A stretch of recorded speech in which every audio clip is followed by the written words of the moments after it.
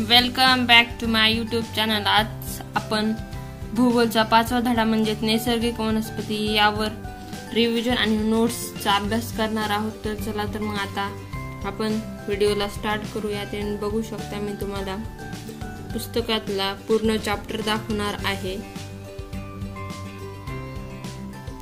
तर हा 5वा धडा खूप इम्पॉर्टंट आहे, त्यासोबत थोडा मोठाही आहे आणि आय थिंक खूप इंटरेस्टिंग हा चॅप्टर आहे।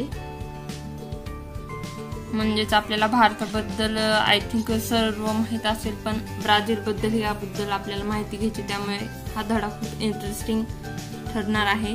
तर आज आपण याबद्दल अभ्यास करणार आहोत। तर बघू शकता हा धडा तुम्हाला स्टॉप करत करत वाचत जायचा आहे, म्हणजे तुम्हाला या धड्याच्या कन्सेप्ट काही क्लिअर होतील। अँड नाही झाले तर मी तसे हे नोट्स सांगणारच आहे, त्यामुळे तर तुम्हाला क्लिअर होतील। बघू शकता हा स्वाध्याय आहे अँड हा धडा इथे एंड होत आहे। तर चला तर मग जास्त वेळ न लावता आपण डायरेक्ट व्हिडिओला स्टार्ट करूयात। Let's go to the video. बघू शकतात 5वा धडा नैसर्गिक वनस्पती व प्राणी नोट्स। या आधी इम्पॉर्टंट म्हणजे माझ्या चॅनलला लाईक, शेअर अँड कमेंट केलं नसेल तर प्लीज करा and don't forget to subscribe to my YouTube channel. चला तर मग डायरेक्ट व्हिडिओला स्टार्ट करूयात। बघू शकता ब्राझील आणि वनस्पती याबद्दल पहिल्यांदा ब्राझीलच्या वनस्पतीवर आपण अभ्यास करणार आहोत, नंतर भारताच्या। तर चला बघूयात काय आहे या पॉइंट मध्ये, तुम्हाला बरेच माहिती मिळेल आय थिंक। ज्या प्रदेशात पाऊस वर्षभर असतो त्या ठिकाणी सदाहरित वने आढळतात। ज्या प्रदेशात पाऊस ठराविक काळात पडतो त्या ठिकाणी वृक्षाची घनता कमी होत जाते। सेकंड पॉइंट आहे वनाच्या ऐवजी विविध प्रकारचे गवत, खुरटी, झुडपे, काटेरी वनस्पती इत्यादी आढळतात। थर्ड आहे ब्राझीलमध्ये जगातील सर्वाधिक वनस्पतीच्या प्रजाती आहेत। यामध्ये सदाहरित, निमसदाहरित, शुष्क इत्यादी आणि वनस्पतींचा समावेश होतो। त्यानंतर फोर्थ आहे येथे पाऊ, ब्राझील, रबर, मोहनगी, रोजवूड इत्यादी वृक्ष व अमर ऑर्किड वनस्पतीच्या अनेक प्रजाती आढळतात। मला इथे एक तुम्हाला सांगायचं असं वाटतंय की येथे पाऊ ब्राझील आहे ना, त्या पाऊ ब्राझील वरूनच ब्राझीलचं नाव पडलेलं आहे। आय थिंक बऱ्याच जणांना माहित नसेल, पण काही जणांना माहिती नसेल त्यामुळे सांगितलं। काही जणांना माहित असेल, काही जणांना नसेल। तर बघू शकता नेक्स्ट पॉइंट आहे ब्राझीलमधील सदाहरित वर्षावनामुळे वातावरणात मोठ्या प्रमाणात प्राणवायू उपलब्ध होतो। त्यानंतरचा नेक्स्ट पॉइंट आहे कार्बन डायऑक्साईडचे प्रमाण कमी होण्यास त्यामुळे मदत होते, म्हणूनच या वर्षावनांना जगाचे फुफ्फुसे असे म्हणतात। तर बघू शकतात आपल्याला ह्या पॉइंट मधून कळाले की ब्राझीलमध्ये खूप जास्त प्रजातीच्या वनस्पती तर आहेतच, पण तिथे जास्त प्रमाणात वनस्पती आहेत, त्यामुळे त्या देशाला वर्षावनांना जगाचे फुफ्फुसे असे संबोधतात। तर आता आपण भारताबद्दल माहिती घेऊयात।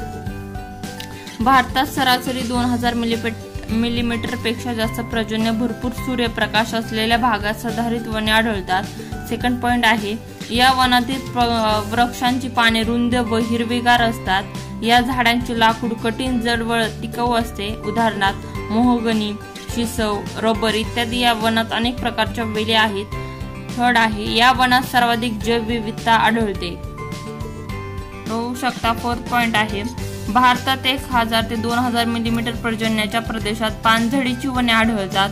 कोरड्या ऋतूत बाष्पीभवनाने पाणी कमी होऊ नये म्हणून वनस्पतींची पाने गळतात। उदाहरणार्थ सांग, बांबू, वड, पिंपळ इत्यादी वनस्पती या वनात आढळतात। शेवटचा पॉइंट आहे किनाऱ्यालगत दलदलीच्या प्रदेशात खाड्या व खाजणांचा भाग असतो। तेथे क्षारयुक्त मृदा व दमट हवामान असते। अशा ठिकाणी समुद्रकाठची वने आढळतात, त्यांना सुंदरीची वने किंवा खारफुटीची वने म्हणतात। तर बघू शकतात आपण भारताची वनस्पतीची माहिती घेतलेली आहे। आता आपण ब्राझीलच्या वन्यजीवांचा अभ्यास करूयात। तर बघूयात त्याबद्दल आपल्याला काय माहिती भेटते।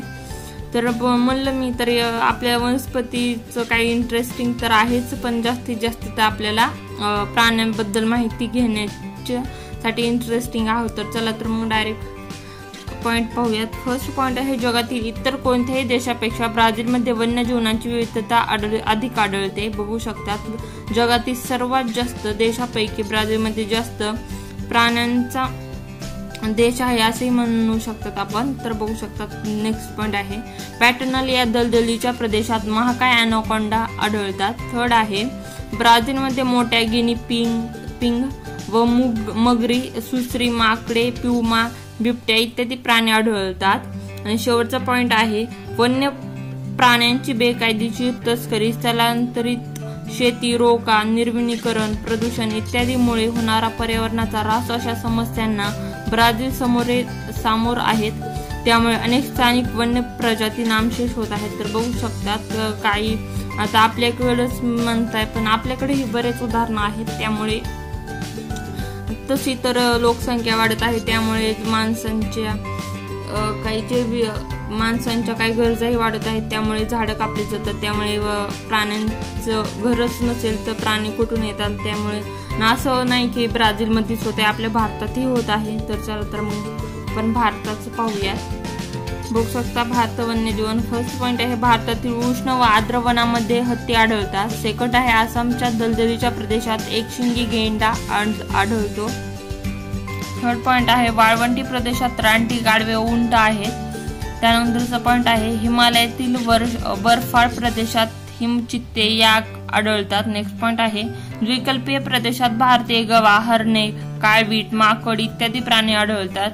त्यानंतरचा पॉइंट आहे वाघ आणि सिंह हे दोन्ही प्राणी असणारा भारत हा जगातील एकमेव देश आहे। बघू शकतात हा पॉइंट जास्त महत्वाचा आहे आणि आपल्या लक्षातही राहिला असला पाहिजे कारण की वाघ आणि सिंह असा म्हणजे जगात कोणता देश नाही की तिथं वाघ आहे तिथं सिंह आहे। तर बघू शकतात ब्राझीलमध्ये आय थिंक वाघ आहे पण सिंह नाहीये।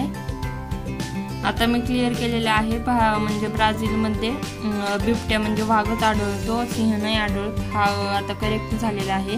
आणि नेक्स्ट पॉइंट आहे भारत हा वैशिष्ट्यपूर्ण वन्य प्राणी असलेला देश म्हणून ओळखला जातो। त्यानंतरचा पॉइंट आहे प्रदूषण, तस्करी व निर्विनीकरण यामुळे वन्य प्राण्यांच्या अनेक प्रजाती भारतातून नष्ट झाल्या आहेत। बघू शकता हाही पॉइंट इम्पॉर्टंट आहे। नेक्स्ट पॉइंट आहे चित्ता, वन्य प्राण्यांचे संरक्षण व वन्यांचे संवर्धन व्हावे या दृष्टीने भारत सरकारने अनेक ठिकाणी राष्ट्रीय उद्याने, वन्य प्राण्यांची तसेच पक्ष्यांची अभयारण्ये व राखीव वने यांचे जतन केले आहे।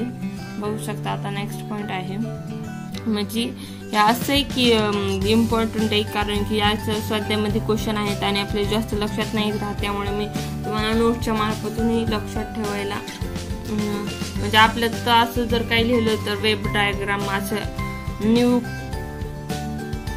काही लिहिलं तर लक्षात राहतं। त्यामुळे बघू शकतात काय आहे तर ब्राझीलमधील वन्य प्रकार हिमालयन वन्य आहेत। भारताच्या संदर्भात विषुववृत्तीय वने आहेत।